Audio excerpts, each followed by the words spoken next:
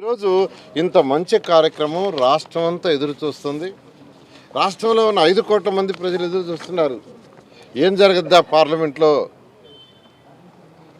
చట్టసభలో 2014 రీఆర్గనైజేషన్ యాక్ట్కి సవరణ చేస్తారా చేయరా అని ఉంటే, ఇక్కడ జగన్మోహన్ రెడ్డి గారు ఏం మాట్లాడారో ఆయనకి తెలియదు. ఆయన కొన్ని టీవీలు పెట్టుకున్నాడు, ఆయన ఏం చెప్పాడు ఆయన తెలియదు. ఎంతసేపటికి కరప్షన్ అంటాడు.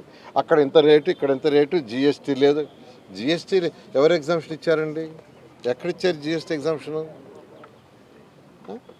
అది ఎగ్జామ్షన్ ఇచ్చారు, ఇది ఎగ్జామ్షన్ ఇచ్చారు. అంత కాస్ట్ ఇంత కాస్ట్ అని ఎవ్రీథింగ్ ఏదైతే ఎస్ఆర్ రేట్లు ఉన్నాయో రేట్ల ప్రకారమే చేసాం. ఢిల్లీలో బిల్డింగ్లు అంత ఖర్చు అయినారు చూస్తే కదా, తెలుసుకుంటే కదా పోయాడా. ప్రజలకి అబద్ధాలు చెప్పకూడదు. రేటు నేను పోయిచ్చాను, నేను ఢిల్లీ పోయి వాళ్ళ రేటు కనుక్కొని వచ్చా, వాళ్ళతో మాట్లాడా, కన్సర్న్ డిపార్ట్మెంట్తో మాట్లాడి డిస్కస్ చేసి వచ్చా.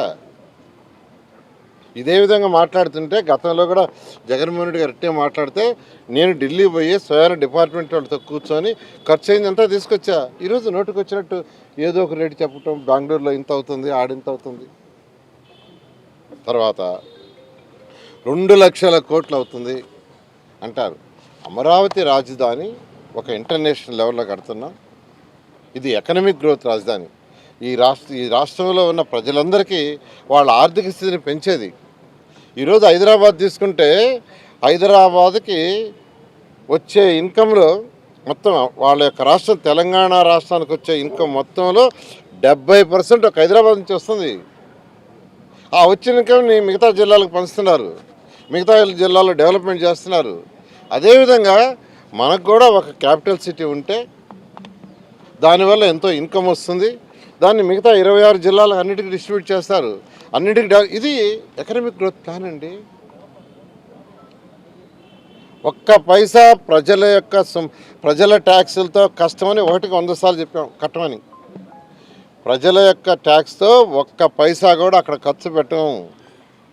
చాలా చక్కగా గవర్నర్ ముఖ్యమంత్రి గారు ల్యాండ్ పుల్లింగ్ సిస్టమ్ తీసుకొచ్చి ఏదైతే ల్యాండ్ వాళ్ళు ఇచ్చారో దాన్ని లేఅవుట్ చేసి 27% ప్లాట్లు చేసి వాళ్ళకి ఇచ్చి, మిగతా ల్యాండ్ ఏదైతే ఉందో దాంట్లో రోడ్లు, డ్రైన్స్, పార్కులు అన్నీ కట్టంగా ఏదైతే ల్యాండ్ మిగులుతుందో ఆ ల్యాండ్ని ఫ్యూచర్లో అమ్మటం.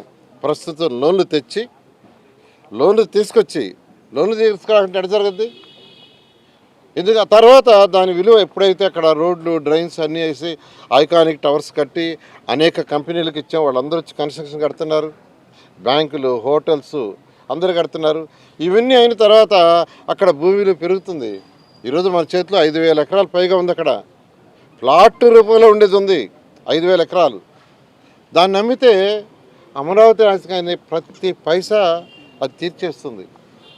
అంతేకాకుండా గవర్నర్ ముఖ్యమంత్రి గారు వారికి ఉన్న అపార అనుభవంతో హైదరాబాద్ని ఎలా డెవలప్ చేశారో అంతకంటే బాగా చేయాలని, ఒక ఎకనామిక్ గ్రోత్ రావాలని అక్కడ ఒక ఇంటర్నేషనల్ స్పోర్ట్స్ సిటీ కట్టమన్నారు.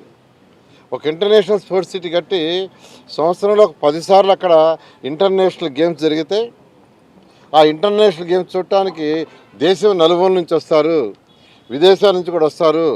వచ్చే వాళ్ళకి హోటల్స్ కావాలా, ఆటోమేటిక్గా హోటల్స్ డెవలప్ అవుతాయి. అక్కడ మెయింటైన్ చేసే వాళ్ళకి హౌసెస్ కావాలా, ఆటోమేటిక్గా ఎకనామిక్ గ్రోత్ అంటారు దాన్ని. అనేక మందికి ఉపాధి ఇస్తుంది. అదేవిధంగా రాష్ట్రం డెవలప్ అవ్వాలంటే ఒక ఇంటర్నేషనల్ ఎయిర్పోర్ట్ ఉండాలి. ఈరోజు హైదరాబాద్ ఎయిర్పోర్టు ఆ రోజు గవర్నర్ ముఖ్యమంత్రి గారు కట్టబట్టే ఈరోజు అన్ని ఫ్లైట్లు దిగుతున్నాయి. అందువల్ల ఖచ్చితంగా కట్టాలనే దాంతో ఎక్స్ట్రా ల్యాండ్ పూలింగ్ పోతున్నాం. ల్యాండ్ అక్విజిషన్ పోతే రైతులు నష్టపోతారు. వాళ్ళకు ఒక భయం పట్టుకున్నది. ఆ భయం ఏంటంటే వాళ్ళు ఎక్స్పెక్ట్ చేయలే 10 లక్షల కోట్లు అప్పు చేసి వచ్చేసాం, ఆ అప్పు తీర్చడం పని అయిపోతుంది. ఈ ప్రభుత్వం అప్పు తీర్చలేరు, ఈ అమరావతిని కట్టలేరని. కానీ ఈరోజు గవర్నర్ ముఖ్యమంత్రి గారు వారికి ఉన్న అపార అనుభవంతో ఈరోజు ప్లానింగ్ ఇచ్చారు. దాని ప్రకారం ముందుకు పోతున్నాం. ఎటువంటి పరిస్థితుల్లో కూడా 2028 ఆగస్టుకి అమరావతి పూర్తవుతుంది. అది కూడా ఫేజర్ మ్యాన్లే. కొన్ని బిల్డింగ్స్ ఈ మంత్లో అయిపోయినాయి, నెక్స్ట్ మంత్లో కొన్ని అవుతున్నాయి, అవతల మంత్లో కొన్ని అవుతాయి. 1 ఇయర్లో ట్రంక్ రోడ్స్ అయిపోతాయి, 2 ఇయర్స్లో లేఅవుట్స్ రోడ్స్ అయిపోతాయి. ఐకానిక్ టవర్స్ అన్నీ కూడా 2028 ఆగస్ట్. ఈ విషయాన్ని గవర్నర్ ముఖ్యమంత్రి గారు అసెంబ్లీలో కూడా చెప్పడం జరిగింది. ఈరోజు తీసుకుంటే ఈయన సర్వే రాళ్లపై ఆయన బొమ్మ వేసుకోవడానికి 750 కోట్లు ఖర్చు పెట్టాడు. సర్వే రాళ్లపై చెప్పనండి ఆన్సర్. సర్వే రాళ్లపైన ఆయన బొమ్మ వేసుకోవడానికి 750 కోట్లు. ఇట్లా తీసుకుంటే ఆయన చేసిన ఖర్చు ఈరోజు వైజాగ్లో పెద్ద ప్యాలెస్ కట్టారు ఆయనకి, ఆయన కుటుంబ సభ్యులకి. అది ఎవరి సొమ్ము అండి? ప్రజల సొమ్ము. మేము అటు కట్టాలా? ప్రజా పరిపాలనకు అమరావతి రాజధాని కడుతున్నాం. ప్రజలందరికీ దానివల్ల ఇన్కమ్ రావాలా? ఈరోజు బెంగళూరు తీసుకున్నా, కర్ణాటక తీసుకుంటే కర్ణాటకకు వచ్చే ఇన్కమ్లు ఎక్కువ బెంగళూరు నుంచి వస్తుంది. దాన్ని కర్ణాటకలో ఉండే అన్ని జిల్లాల డెవలప్మెంట్ కొడుతున్నారు. తమిళనాడు తీసుకుంటే తమిళనాడుకు వచ్చే ఇన్కమ్ అంతా ఎక్కువ చెన్నై నుంచి వస్తుంది. ఆ వచ్చిన ఇన్కమ్ని అన్ని జిల్లాలకు ఉపయోగిస్తున్నారు. మహారాష్ట్ర తీసుకుంటే మెజారిటీ ఇన్కమ్ బాంబే నుంచి వస్తుంది, ముంబై. దాన్ని అన్ని జిల్లాలకి డెవలప్మెంట్ చేస్తున్నారు. అది లాంగ్ విజన్, ఒక ఎక్స్పీరియన్స్ ఉండే నాయుడుకు ఉండే విజన్ అది. అది ఈరోజు గౌరవమైన ముఖ్యమంత్రి గారికి ఉంది. అది లేకుండా ఈరోజు అది అంత ఖర్చు, ఇది ఇంత ఖర్చు, నోటికొచ్చిన ఖర్చులు చెప్తారు. ఢిల్లీలో 4500 అని చెప్పారు. నేను పోయి ఇచ్చాను. ప్రజలకు ఇలా ఆన్సర్లు చెప్తే ఎలానండి? అసలు ఇది కరెక్ట్ కాదు. ప్రజలు అసలు ఇవాళ పార్లమెంట్లో అంత డిస్కషన్ జరుగుతూ ఉండి రాష్ట్ర ప్రజలందరూ ఎదురు చూస్తుంటే ఈరోజు ఆయన ఇచ్చే స్టేట్మెంట్లు నిజంగా అంటే ప్రజలని తప్పుదారి పట్టించాలా, అడ్డదారులు చేయాలా, దీని కన్ఫ్యూజన్ చేయాలా అనే ఉద్దేశం ఇది కరెక్ట్ కాదు. ఇలాగా కానీ ఉంటే ఖచ్చితంగా ప్రజలు బుద్ధి చెప్తారు.